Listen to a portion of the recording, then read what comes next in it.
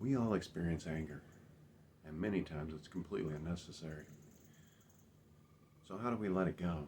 How do we decide to not get there? How do we decide to not react?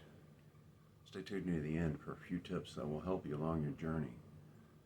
This is Hawk from Helpful Hawk Healing, where we're freeing human hearts. And trust me when I say this is a subject that's very close to my heart.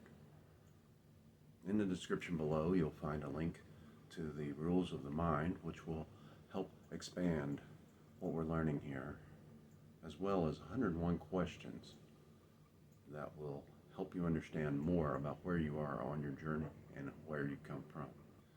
We all experience anger, and yes, all emotions are valid. Do we need to experience anger as much as it seems to feel that we need to feel angry or need to express our anger? And you can look at it this way. If you're getting angry at someone, if they are making you angry, then you're hostage to their emotional content. You're hostage to their action. And you are in turn holding them hostage to your emotional content. And I can tell you, this is one I have worked very diligently on. This is a subject that is so close to my heart. I have had to work from it since birth. Pre-birth experiences during hypnotrance have shown me where it comes from, where my electrical nervous system was set by my mother's anger at something. And so I've had to learn, relearn, and relearn, and relearn how to take the step back.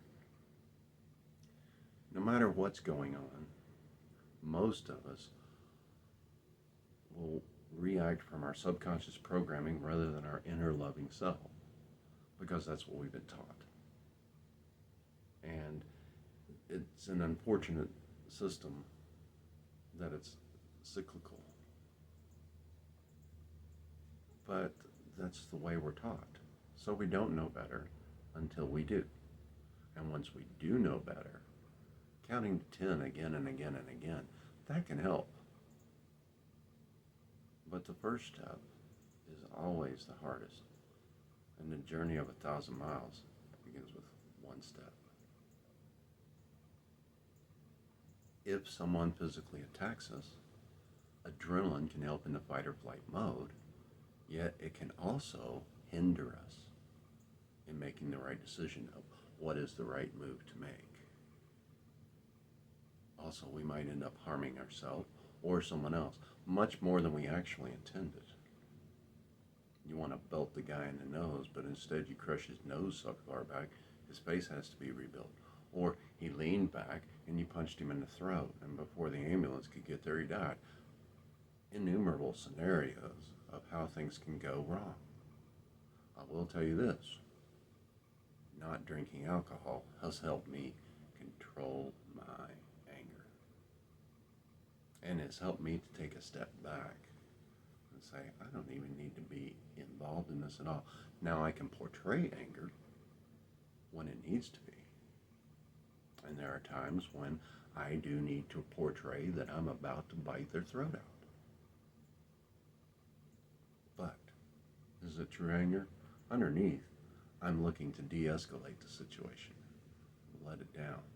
But sometimes you do have to meet someone where they are and then take the steps down. And this was proven to me by my father many times, especially going through his dementia, because there were times when he was completely and irrationally angry. In fact, there were times I walked into a loaded gun in his hand, a double-action revolver, and I had to ban him from watching action movies and especially cowboy movies after 2 p.m. because of it. He thought I was a man who had been dead for 30 years. And he was going to shoot me. And I was very carefully moving around situation and talking to him in this tone of voice, keeping the gun pointed slightly past me where it would hit the television instead of me, if I literally had to grab him and put him in his chair, take him down. Thank you, God and angels, that that didn't happen. How would he have felt if he had shot his own son, thinking he was a dead man? This is where anger can lead us to. Completely delusional thoughts. Alcohol and drugs reduce the necessary filters, especially alcohol, especially hard alcohols, reduce the necessary filters that we have for controlling ourselves in any situation. And I have literally been around people who were so drunk on whiskey or tequila. Tequila was mine. 1 tequila happy, 2 tequila crappy. And I will never go near it if at all possible. And these filters are necessary for us to live in daily life. However, the subconscious, when these filters are removed and when certain drugs are used, they are removed. And now, anything can happen. And since anything can happen, it usually does. How many times have you heard about someone got beat up in a bar fight? How many times have you heard about someone being shot over something ridiculous? In fact, there's an interesting song called Saturday Night Special by Leonard Skinner about Saturday Night Special, or a 22 caliber pistol, and drinking. That's how prevalent it is in our culture. That's how prevalent anger is in our culture. And we must direct it. We must use it. But how? Thank you for pressing the like button as we continue to learn together. I appreciate it. The algorithm loves it. And hey, it only takes a second.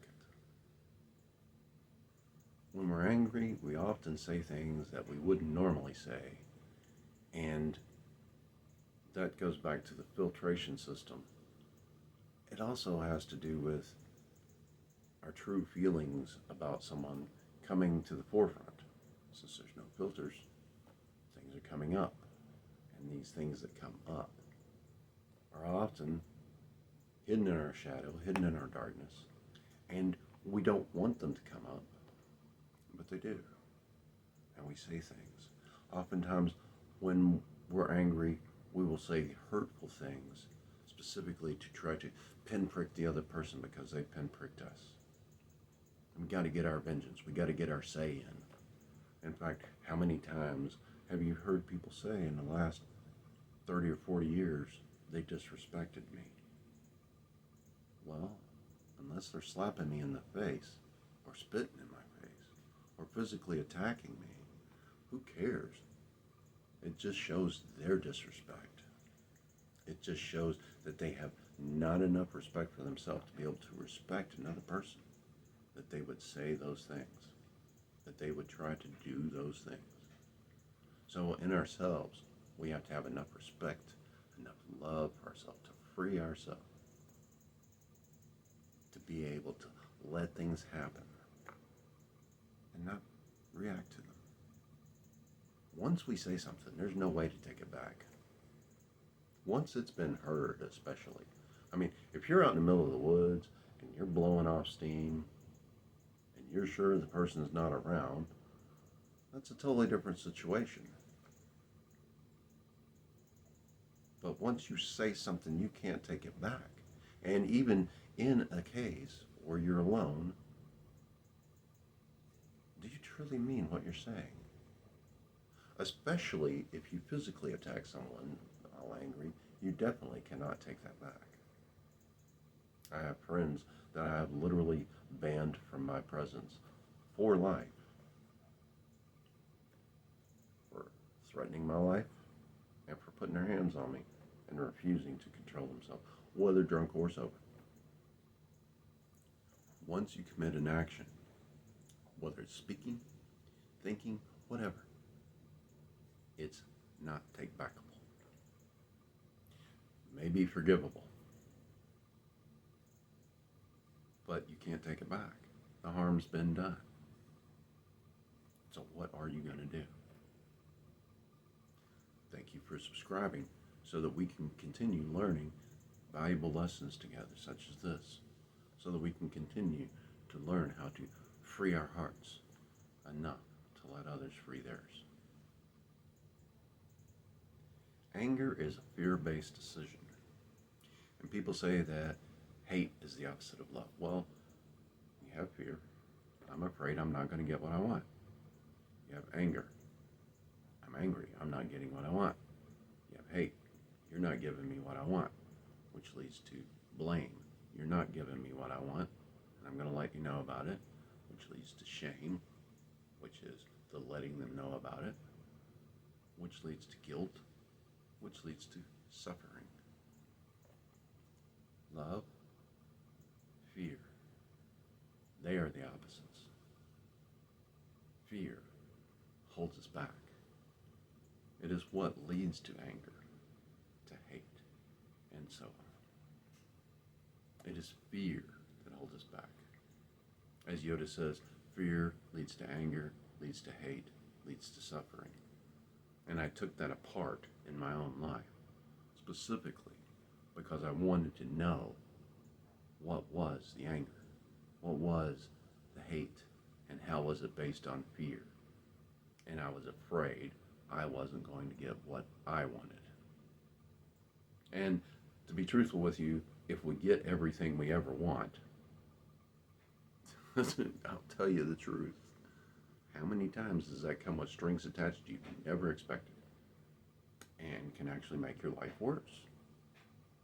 So expressing your anger in a positive way, maybe through music, maybe through art. There's some incredible artwork that has been done by someone expressing their anger. There's some incredible music that has been made from the expression of anger. Remember, it's fear-based. And now it's time for the tip.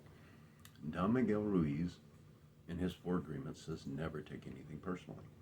And if we never take anything personally, we allow the other person to have their experience, but it not be our own. And a lot of times anger has to do with not having a co-mutual experience. We don't have to have the other person even acknowledging our experience for us to have our experience. Therefore, we don't even have to get angry if they don't acknowledge our experience, especially with siblings or with life partners. We don't have to have them even acknowledge our experience for our experience to be a valid experience. When we realize that our anger is fear-based, then we can look for a different way to get what we want or need and let the other person's experience go. Even let our own experience go. Take a step back, look at it, be aware. Awareness is the important thing. When we can look at our thoughts, when we can look at our feelings, when we decide our own feelings, when we take responsibility for our own emotions and feelings, we have taken the just giant leap forward we can in our own consciousness. When we decide to never take things personally, we leave enough room for the other person to improve their relationship with themselves as well as others and their relationship with us. And if they don't, well, we can let them go. And this can be hard. This can be very hard, especially with partners, life partners and friends. But we have to let people have their own experience. And we're all projecting onto others anyway. The person you see here is not wholly the person I am. So how could the person that I truly am be given to you and to your experience? And maybe I say things that you don't agree with. Do you even have to decide to get angry with them or just walk away? I've recently deleted some negative comments that were serving no purpose, but it was interesting to look back at them and look at what I had been saying and say, I wonder where that person was when they wrote that comment. Were they being judgmental, which is what I'm teaching against, which is what I'm teaching to let go of, removing that beam from my own eye before the mote in another's is even considered. And that's what this channel is all about, freeing our hearts so that our eyes don't see the beam in someone else's eye, don't see the mote, that we work only on our own blocks, to our own visions, to our own hearts. That's the whole thing, freeing our hearts. And until our hearts are free, we can't be who we are authentically, completely. So every day, whether it's a millimeter or a mile, make progress in this area. And realize that some days you have to stop. And you have to look at the map. This is where I'm going. This is where I'm heading. I need to head back this way.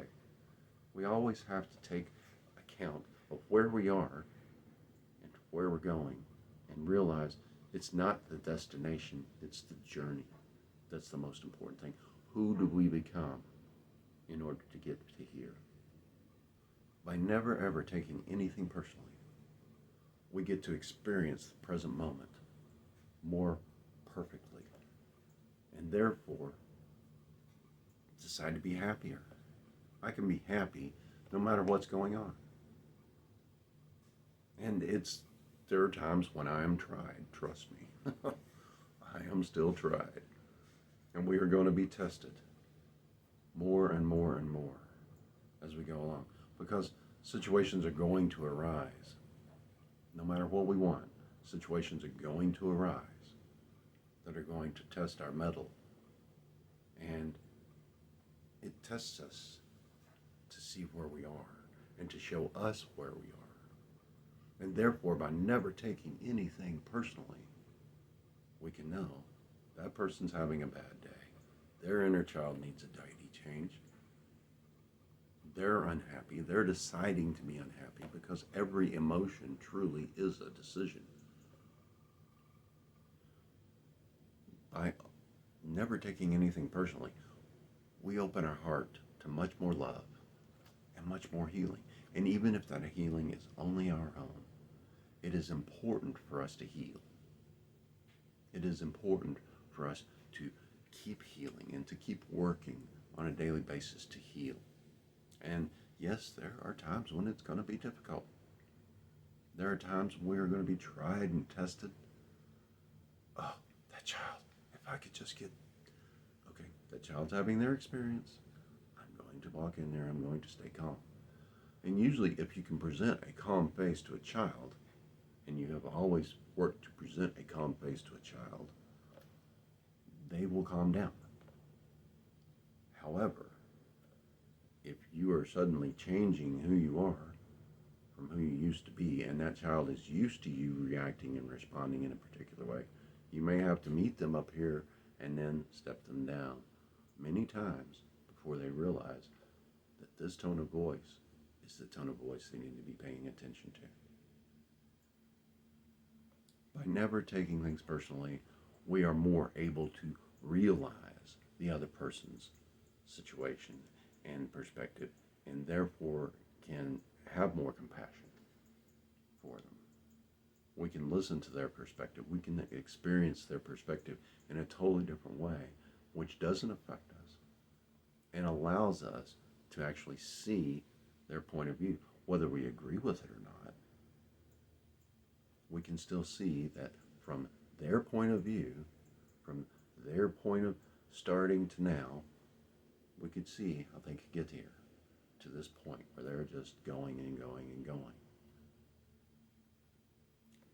By never taking anything personally, we allow ourselves to open our hearts enough be able to allow someone to have their experience, allow someone to explain their experience, even if it's loud and annoying. We can let it go. We can let it go. And it's a lot stronger person that lets someone else be angry and never responds or reacts in any way except to say, okay, you've had your experience. I don't agree, and I'm not going to. However, I'm going to walk away, or I'm going to work to figure out a co-mutual situation. And I will tell you this, and this is just a little side tip. Do not ever commiserate where it cost you. People say, well, marriage is compromise. No, compromise is sacrifice. And there's no reason that two people can't come to a co-mutual agreement that works where both people give what they want and go forward. No one should have to sacrifice anything in order to go forward. Thank you for sharing this video so that others can learn with us and heal. It's important that we spread the message, especially at this particular time on our planet. And now for the extra super bonus tip. Repeat 10,000 times a day, or as many times as you can. I am enough. I love myself. I am free and unshakable. Put I am enough on every single passage that you go through, on every window, on every mirror. Put I am enough everywhere. Remind yourself, I am enough. I love myself. I am free and unshakable. And remember, I love you too.